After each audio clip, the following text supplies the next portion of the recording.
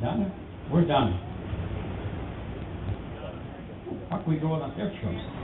Donna's got a special presentation, not a little thing that she wants to present to you about Jesse. And we're going to have her do that. Did I say Jesse? Jim Minor. I'm getting my names all mixed up. Come on up. I'm sorry. By the way, who's this Chrysler lady? That'd be you. Okay.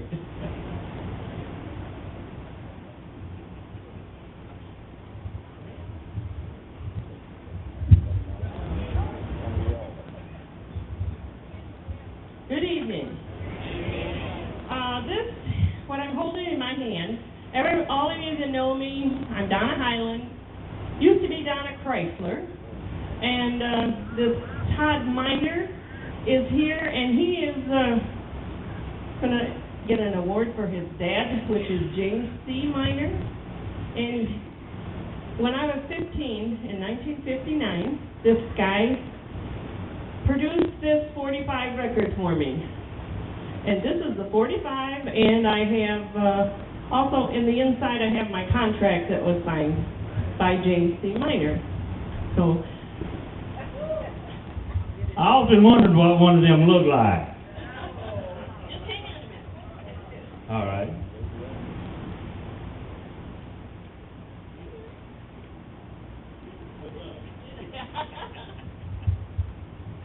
This has got his signature on the back of it.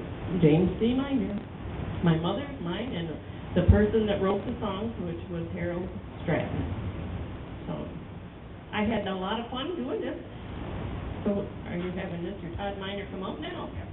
Come on up here, Todd.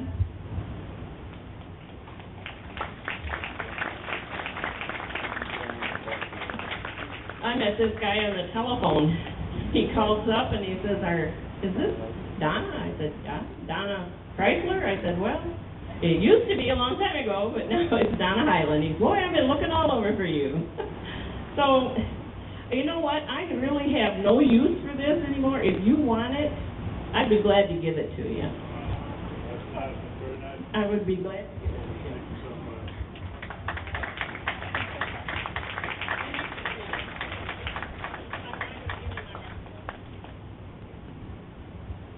I want to thank you very much for this. This means a lot to me. I just have been researching my father's music for about 3 years, and I ran into her name in researching my father's music, and it's just a blessing to have contacted her and that she's still with us and she's playing music, and it's just a true blessing to get to know her. Yeah.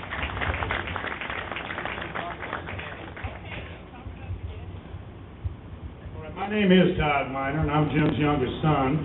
And I brought with me my aunt Imie's with me, and her daughter Regina, and my brother Barry. And I want to tell you a little story real quick about myself, and then I'll get into it real quick about my father's career. In 2002, I was diagnosed with acute myeloid leukemia, and they got the cancer into remission, and 6 months later, I had relapsed back into the leukemia. And they didn't give me about a 20% chance of surviving that, so I got the cancer back in remission, and they decided that I needed a stem cell transplant. And so they checked my siblings, and I matched 3 out of 4 of them perfect. And I knew the Lord was looking out for me then. So my brother Barry, that's with me tonight, he gave me his adult stem cells, and I'm blessed to be here by the grace of God to tell this story to you about my father, Jim Minor.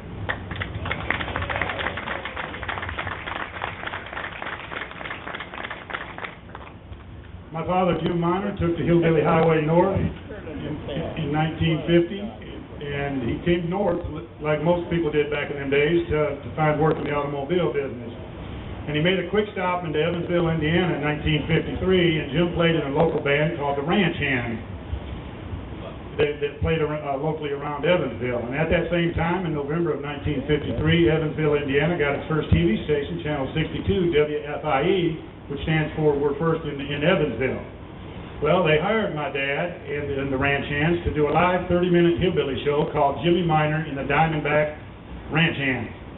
And they made 26 episodes of the show, and it aired in November of 1953. After that, my father and his wife took the hillbilly highway, continued going north, and they ended up in Flint, Michigan in 1954. Yeah. And he told me Flint was booming, and he said you couldn't get a hotel room in Flint. And in 1954, he took a job at WBBC Country Radio as a disc jockey there. And also at that time, in 1955, he recorded his first record on the Chuck Wagon record label out of Flint, Michigan, which was owned by Les Emery, who owned the Chuck Wagon restaurant in Flint. And also at that time, in 1955, my dad teamed up with a man named Bob Cloud of Flint. Bob Cloud was a guitar player, and he was a songwriter and a good one.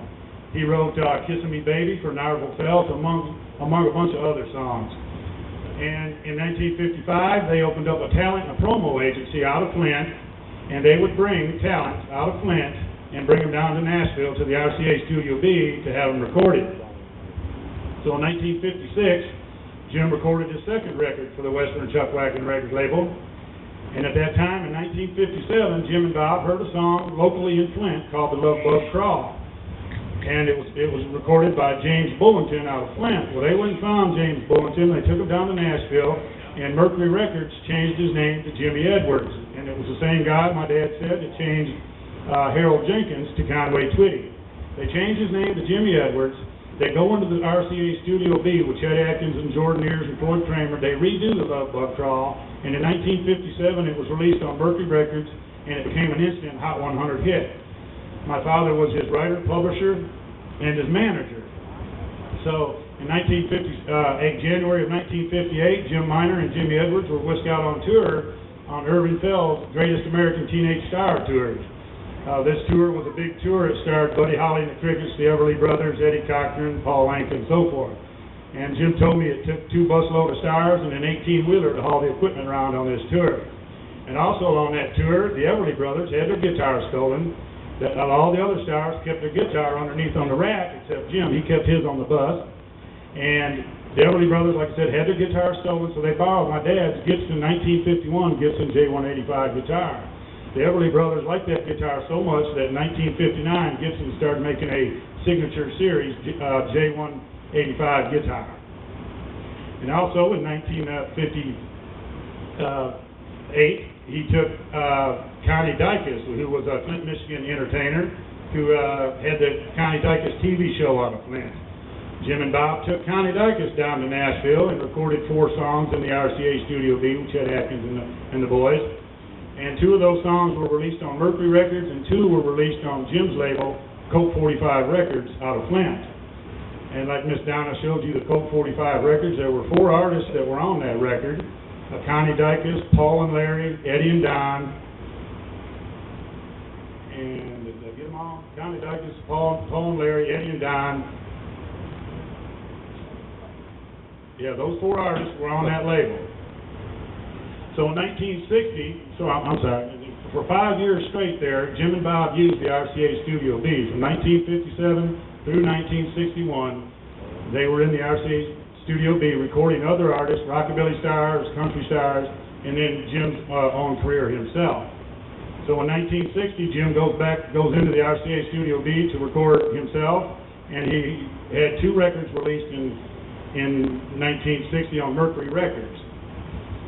Those songs were reviewed in Billboard magazine in 1960, and they said Jim had a Johnny Cash vein, which you just heard. And in 1961, Jim made a guest appearance on the Saturday Night Grand Ole Opry show, and it starred Ernest Tubb and Billy Graham. And in 1965, Jim recorded his last record for Sound Incorporated label out of Detroit, and that was Jackson Prison Bars, which you just heard.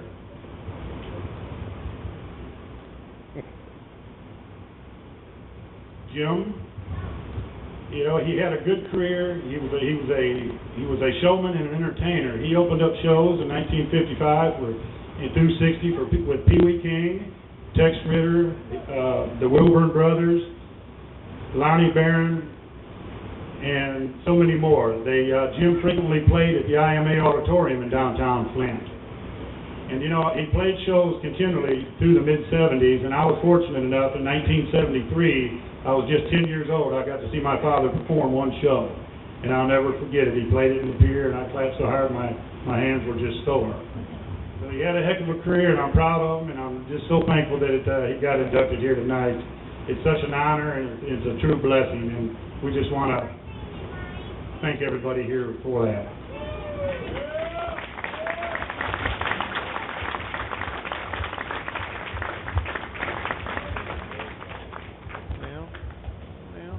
We thought it was only fitting that Donah Hyland, a member of the Michigan Country Music Hall of Fame, get the chance to present the plaque.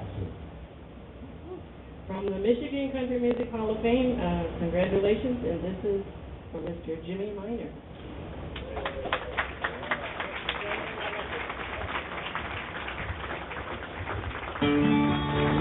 Love makes a new fool every day, and I am a fool for you. Now love is just for fools, they say, and I am a fool for you. And I knew right from the start you